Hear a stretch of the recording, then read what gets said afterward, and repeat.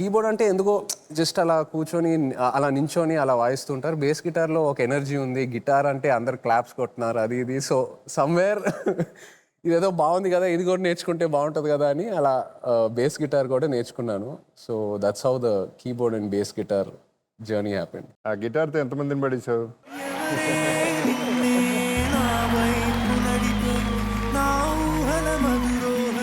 ఆనెస్ట్గా answer చెప్తున్నానంటే మీరు బాగానే నన్ను క్యాచ్ చేస్తారు. కాదు చైతు, అస్సలు మీ నాన్న అయినా దొరుకుతాడు కానీ నువ్వు దొరకవు ఎక్కడ. అవునా? మీ నాన్న కంటే స్మూత్ అంటే మామూలుడు కాదు నువ్వు.